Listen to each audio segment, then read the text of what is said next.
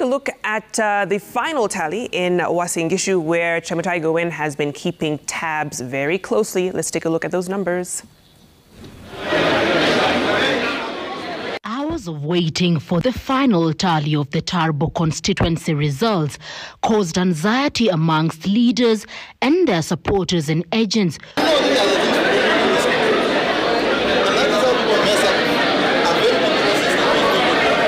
who had pitched tent at the Eldoret Polytechnic, which was the county tallying centre for Uasin Gishu County.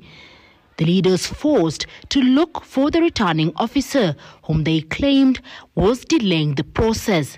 The leaders saying they were keen on the release of the final tally, declaring them as winners to facilitate their travel to Nairobi, where they were set to join their party leader, UDA presidential candidate William Ruto, as he awaits the result of the presidential tally at the National Tallying Centre, which the process of tallying the results from the 290 constituencies and, of course, the diaspora vote has kicked off in earnest.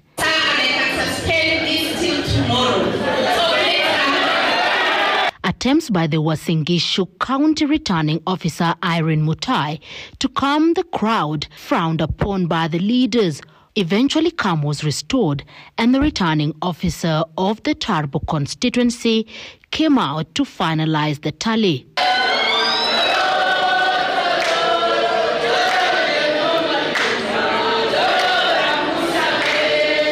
An hour-long session of praise and worship kept those in the hall entertained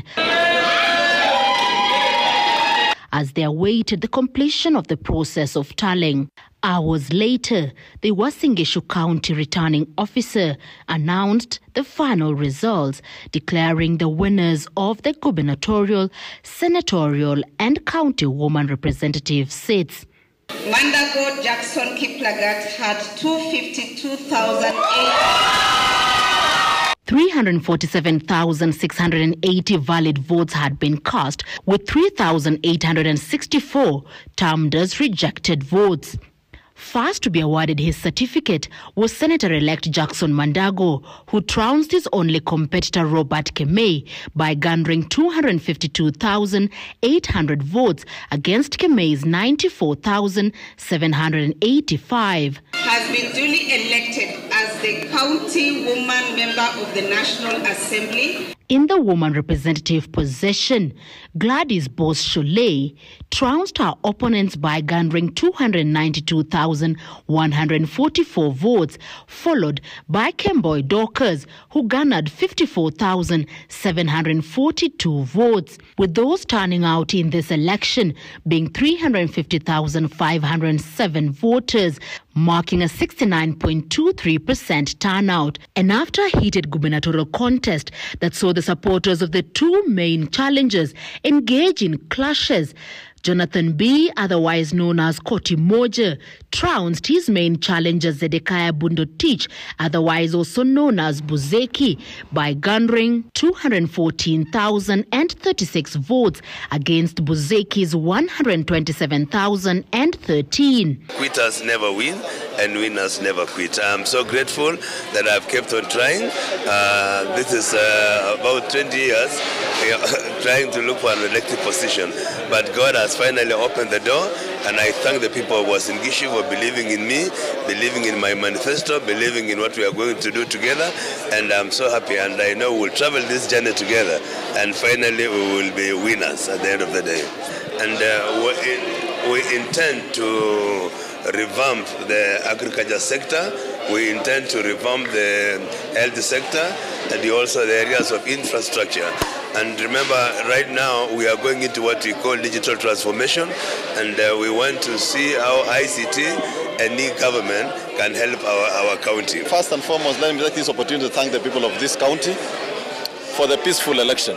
So many naysayers were busy saying that this county, there will be problems here and there, but I think they have seen for themselves that not just this county, but this country has matured politically.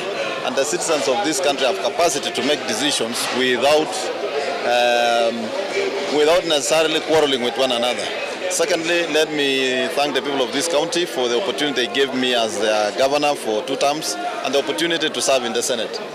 Our biggest role in the Senate is to ensure that counties have resources, and for those of us who have been governors and going to Senate, one of the agendas we have is to make sure that all devolved functions, plus the funds meant for those devolved functions, actually move to counties. We all know a lot of money has remained in agriculture in the Ministry of Agriculture in Nairobi. Money has remained in Ministry of Health in Nairobi that were meant for devolved function. It is important that we ensure that those resources go to counties so that governors and the executive can be able to decide that function. And in line with an agreement by most of the Uasin Gishu County leaders, they resorted to suspending their celebrations until the final presidential result was declared.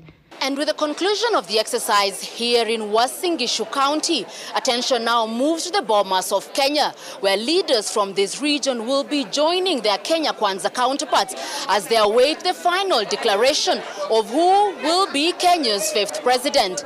Chemutai Goin, Citizen TV at the Eldoret Polytechnic, Uasin Gishu County.